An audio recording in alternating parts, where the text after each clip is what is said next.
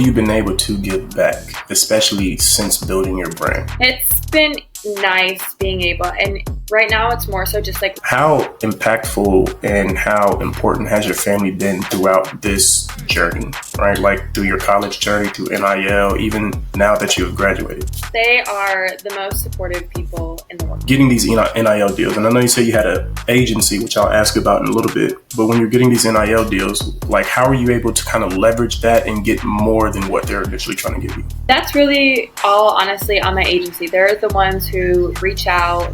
What was your first NIL deal, and then what was your first big NIL deal?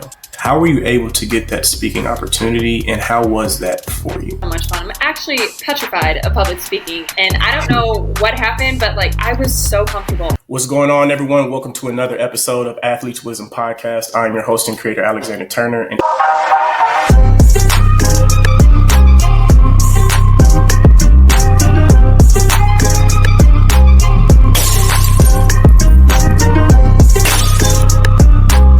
today, I have an amazing guest here. I have Tori Ortiz, but this woman right here is very well, from the research that I've done on her and just the limited conversation I've had, she's very knowledgeable. She seems like she is very in-depth in the NIL field and has a good amount of experience. So for all the college athletes that are out there listening and looking at this video, make sure you take copious notes, because I always say information is power and information without implementation is useless. So make sure you're implementing the things that you're also taking notes on. All right. Tori, thank you so much for joining. How are you?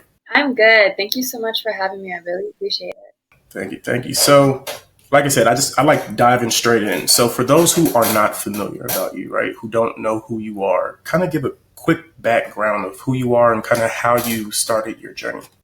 Well, obviously, I'm Tori. I am from Batavia, Illinois. Grew up. I'm an only child as well, so it's just been me pretty much my whole life. I started off my track and field journey at Illinois State for 2 years. I started off as a walk-on, and then I transferred to Oklahoma State when I was going into my junior year, so that was COVID year as well. Finished up my 3 years here, got my degree in applied exercise science, strength and conditioning with nursing prerequisites, because I did always kind of have in the back of my mind being a dream of being an emergency room nurse. And then just something else that came up was I just became very passionate in social media when I figured that. How has your on-field? I feel like it's just getting these NIL deals, and I know you said you had that's really all honestly on my agent to reach out. Do you mainly get monetary compensation, or do they send you a lot of products? It depends on the company. You typically get both. Like I know for Rain we get. So when you're having an NIL deal, right, are they normally a one-time or a couple post thing, or do you have any deals that are like? Yeah, each deal is different. Sometimes you can do like a one-time deal, but. So what is your preferred NIL deal? I like the month-to-month ones just because it gives you something like. I don't want to get your take on how do you think VR, Metaverse, possibly NFTs?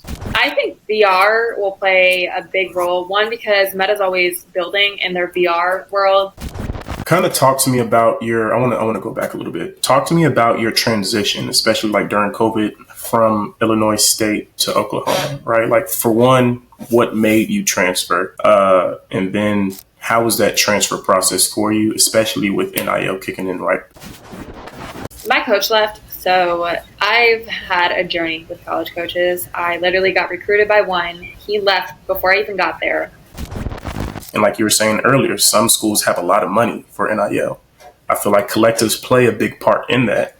So kind of just talk about the recruiting aspects in Oklahoma, because I know it's a different state. No one really knew anything about it, like it was still growing as we were growing with it. And so I don't know how it is now. Like I couldn't tell you. I know there's a couple of tennis girls that just recently transferred here for NIL aspects, like literally. But I know my school has amazing resources when it comes to NIL. Like we have like a whole NIL team. Hey, tell them to give you a car. Man, I've been trying. It sucks, but they don't really care for track and field athletes. Like they will pick football, basketball, any day over. But you had the most deals of any athlete at the school, though, correct? Yeah, it doesn't really matter. It's so sport dependent sometimes. Gotcha, It gotcha. literally doesn't matter about the monetization. It doesn't matter about. So, being a woman in college sports in general, I know that you all don't get enough attention that you all should. And just like how you said now, it also comes down to NIL as well. So, how can the NIL landscape improve to where women have a better chance of? I think it's just be fair. Like, I think at the end of the day, if you go down to numbers, we will never be as fast as some men, as like Mhm. the top athletic men. Like, our bodies are built very different. So if you're going to go based off of performance stuff, like, that's never going to be fair. So it's like there's going to be elite women in the women's sport category and elite men Mhm. in the men's sports category. And don't sit there and try and compare us, because Mhm. men and women, we're not the same gender. We're not built the same. So that's just, I'm not in Congress, unfortunately. So, but I feel like it makes it a bit more fair so that. Really, I would say started, but I've thought of things like I could probably, do like some t-shirts, or even just if it's like a little group of helping people out when it comes to NIL. But I think I'm going to go more towards being a coach. Mhm. I would love more than anything, because I'm working on getting my personal training certificate. Obviously, if you have it, it gives you a couple extra benefits and things like that, but you don't actually need one to be a personal trainer. I would love to help someone out in the track world and, pretty much be like, hey, like, this is my age. This is what times I run now. These are my goals. I want to go this level for college. This is what I want to do. And just play a really big part in helping that person get there. Like, there is nothing more fulfilling than running, a race, crossing the line, and looking up at the clock and seeing that you PR'd. Mm-hmm. And so just to know, like, that hard work you put in, like that, you've got all that help and guidance from somebody else. Like, I would love to build a business more so of like kind of being a coach or doing like a track club or just something where I can help. I know you said earlier that your eligibility is now up. Mm-hmm. Since your eligibility is up, is the strength and conditioning and personal training, is that your main focus? I got a lot. There's a lot. I'm moving into my first house, so Congratulations. that's like, thank you. That's kind of been like my. I like it. I like it. Before we close out, I meant to say this earlier just to kind of shine a good light on you. Like I said earlier, Tori has a combined almost 800,000 followers on TikTok and Instagram, but she's been able to accrue many deals from WWE, Meta, Sunny Clothing, Shop Go, Pure Skin, Gatorade, and more that I have written down and don't have written down, right? So the information that she's telling you all is very important, right? She's saying it from a place of understanding because she's been through it, right? So if you have questions, right, she says she's a very, cool individual. If it's up to her, DM her, right? Let them know where they can follow you at, where they can find you in case they have questions or maybe want to reach out to you. Yeah, so I'm pretty much available on all apps. Like, I do Twitter as well. I'll respond to DMs on Twitter. I'll respond to DMs. So my Twitter is T Ortiz with 2 Z's 43.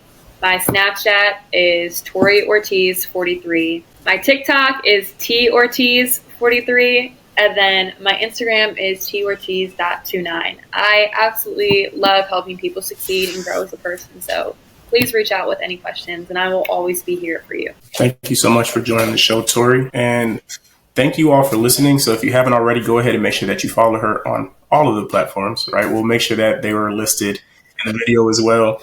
And if you haven't already, go ahead and like the video, subscribe to the channel, and we will see you next week. Let's go.